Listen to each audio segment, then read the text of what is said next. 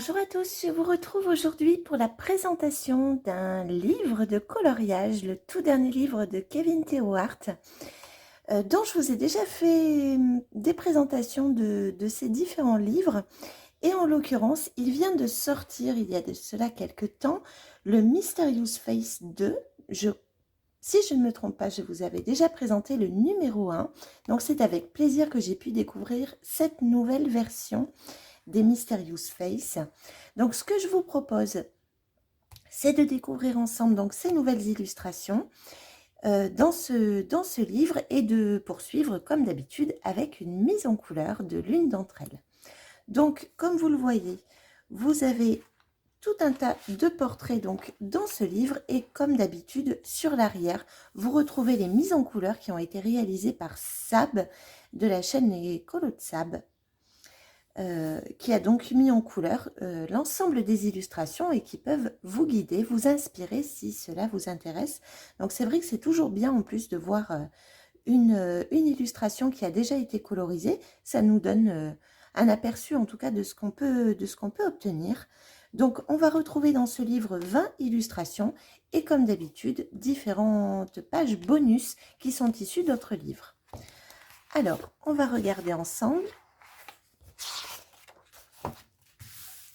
l'ensemble de ce livre. Alors, je regarde si vous êtes bien dans le champ. Normalement, ça doit être bien. Donc, sur la première page, vous avez tout un tas d'indications. Puis ici, vous avez les différentes illustrations que vous allez retrouver dans ce livre qui portent chacune un nom. Donc ça, c'est plutôt bien aussi. Je crois que je vous l'avais déjà dit sur une précédente vidéo pour se retrouver. Donc, vous voyez que vous en avez bien 20. Et on retrouve uniquement des portraits. Alors, pas que de femmes, puisque nous avons également... Alors, j'en vois un, peut-être que c'est le seul. Oui, il y a également un portrait masculin dans ce livre.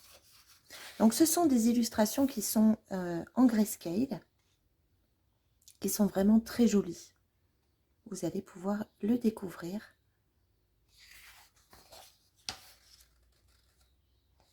On retrouve bien l'univers de Kevin dans ses portraits.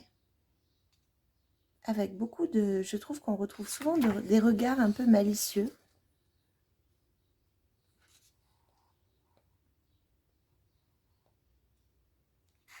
Je vous mettrai le lien du livre en barre de description. Comme toujours. Donc c'est un grayscale, mais un grayscale qui est vraiment facile à recouvrir. On n'est pas sur des lignes très foncées et en tout cas on a des lignes qui sont suffisamment claires pour bien percevoir les différents traits de l'illustration. Parfois on a des grayscales qui sont tellement flous que ça devient inconfortable à colorier, ce qui n'est pas du tout le cas dans celle de Kevin Théohart. Là on a donc le portrait masculin. Celle-ci est très jolie aussi, mais il y a beaucoup de feuillage.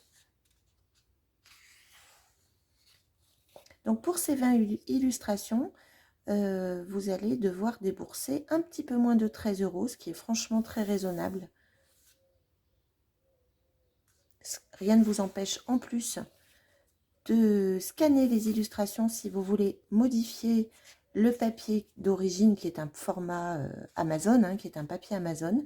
Si vous souhaitez l'imprimer sur du papier qui vous convient davantage, vous pouvez tout à fait le scanner et l'imprimer donc sur le papier qui vous convient davantage.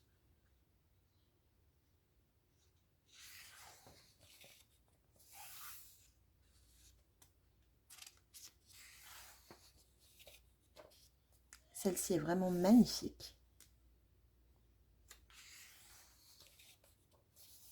Enfin, il y en a plein qui sont très jolis. Hein.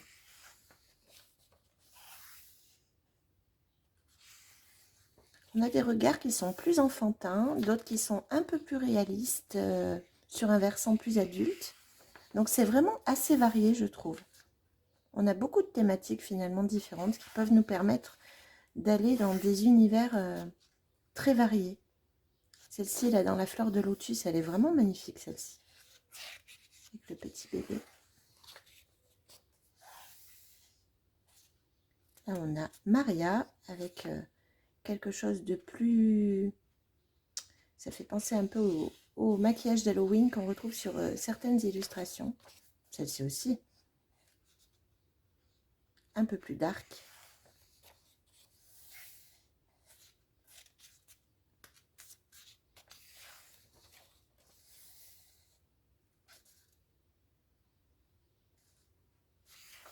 Et on arrive aux pages bonus. Donc, on a celle-ci, c'est Jack. Alors, on a quelques portraits animaliers, comme vous le voyez. Ici, c'est Misty. Là, on retrouve Ursula, Mélissa. Petite dédicace à Colorfila, si je ne me trompe pas, parce que je vois Forza Italia, Mélissa.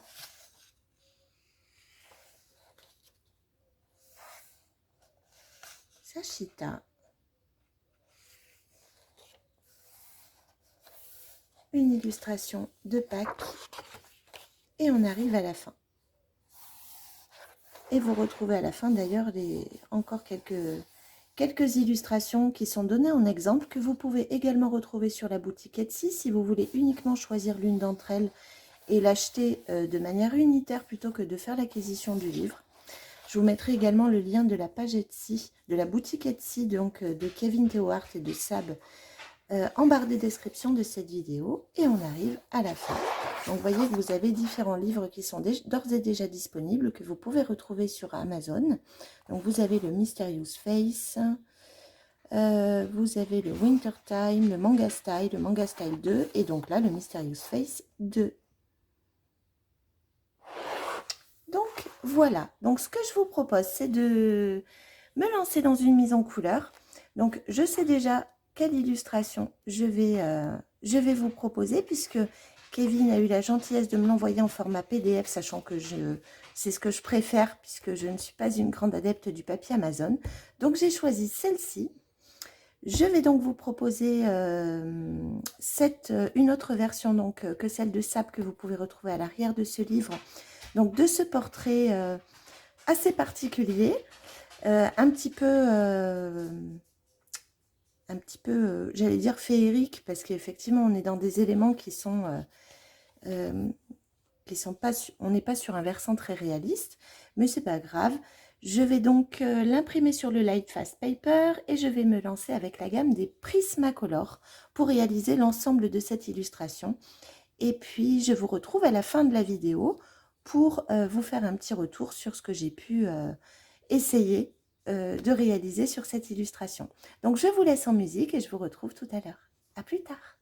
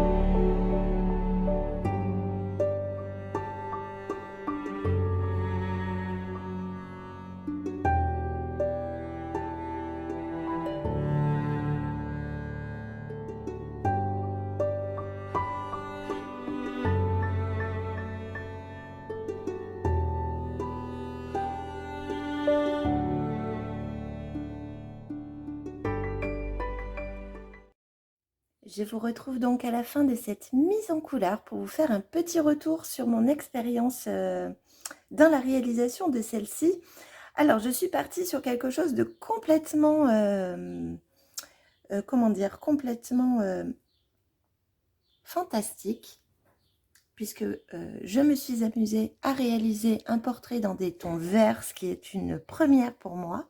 Vous savez que moi, j'aime bien plutôt aller vers quelque chose de réaliste, mais l'illustration ne s'y prêtait pas. Donc, quitte à partir sur un univers un petit peu féerique, je me suis dit, allons-y, allons-y franchement. Donc, vous avez vu que j'ai procédé avec de nombreuses couches pour la réalisation de cette peau. J'étais partie sur quelque chose de plutôt vert ocre.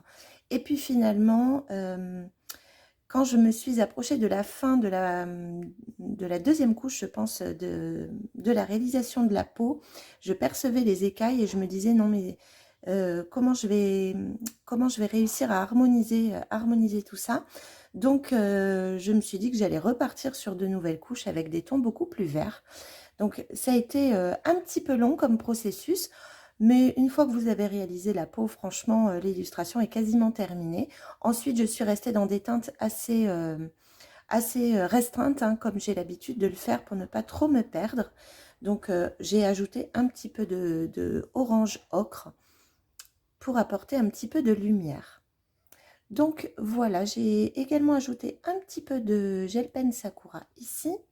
Et sinon, le reste, eh bien, comme vous l'avez vu, c'est entièrement du Prismacolor. Bon, j'espère en tout cas que cette mise en couleur vous aura plu. Moi, j'ai trouvé ça plutôt amusant. J'étais un petit peu effrayée au départ et puis finalement, j'ai trouvé ça plutôt bien de partir dans un univers autre que celui que j'ai l'habitude de réaliser. Donc voilà pour ce que je pouvais vous faire comme retour. Je vous rappelle que je vous mets le livre de Kevin et de Sab, le lien en barre de description, et également la boutique Etsy si toutefois vous êtes intéressé par des illustrations plutôt à l'unité, plutôt que de faire l'acquisition d'un livre entier. Voilà, bah écoutez, je vous retrouve très très vite pour une prochaine vidéo, et d'ici là, prenez soin de vous. Au revoir.